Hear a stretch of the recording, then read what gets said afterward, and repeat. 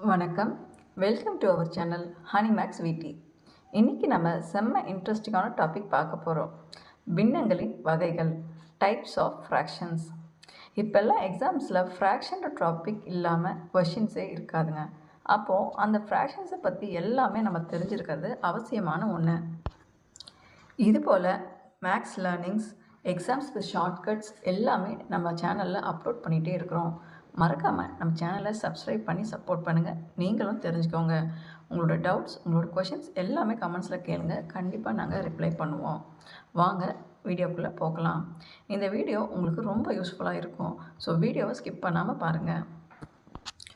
Already நம்ம சேனலில் ஃப்ராக்ஷன்ஸில் பகுதி தொகுதி பற்றி எல்லாத்தையும், பின்னத்தை எப்படி சொல்லணுன்ற ஒவ்வொன்றத்தையும் எல்லாருக்கும் புரிகிற மாதிரி எளிமையாக தமிழில் வீடியோ போட்டிருக்கோம்.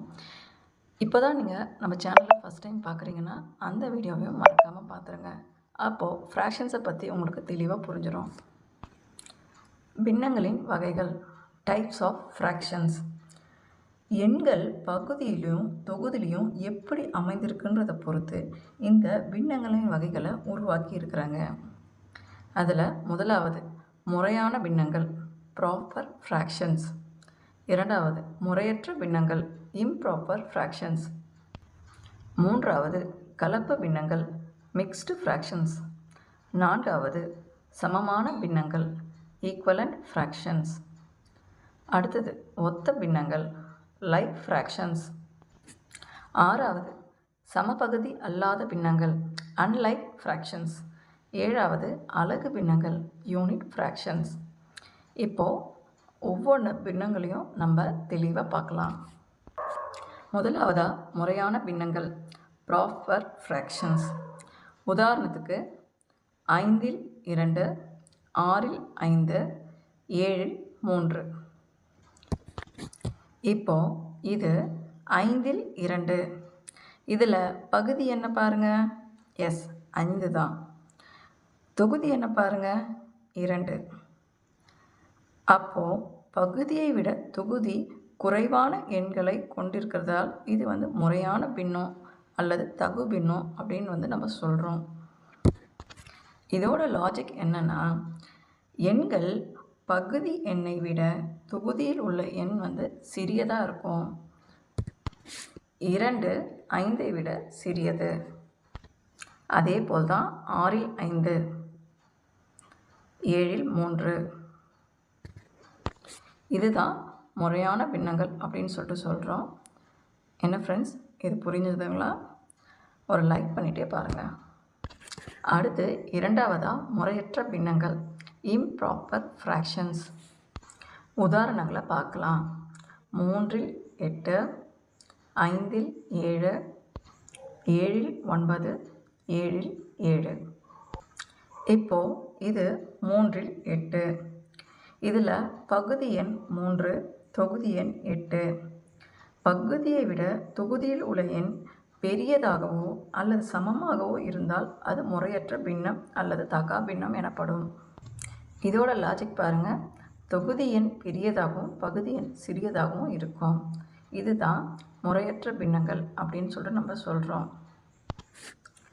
அதாவது பகுதி எண் சிறியதாகவும் தொகுதி எண் பெரியதாகும்.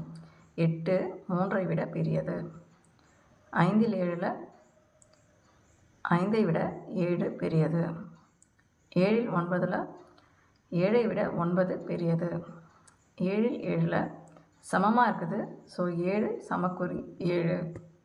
இந்த மாதிரி அமைப்பில் பின்னங்கள் வந்திருந்தால் அதை நம்ம முறையற்ற பின்னங்கள் அப்படின்னு நம்ம சொல்கிறோம். அடுத்து மூன்றாவது கலப்பு பின்னங்கள், மிக்ஸ்டு ஃப்ராக்ஷன்ஸ்.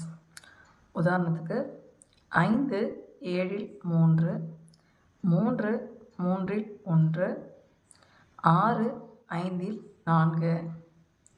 இது கொஞ்சம் வித்தியாசமான பின்னங்க. ஒரு முழு எண்ணையும் ஒரு முறையான பின்னத்தையும் சேர்த்து இணைத்து எழுதப்படும் ஒரு எண்ணை நாம் கலப்பு பின்னம் அப்படின்னு சொல்கிறோம். இதில் பாருங்கள், 5 7 3.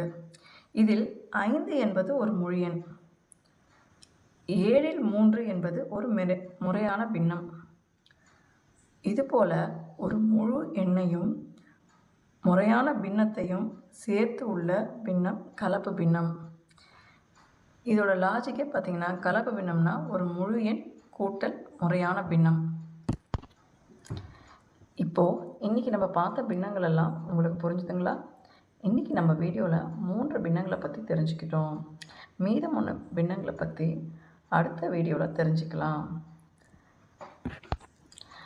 நம்ம சேனலில் போடுற வீடியோஸ் எல்லாம் எல்லாருக்கும் பயன்படுற விதமாக நாங்கள் போட்டுட்ருக்கோம்.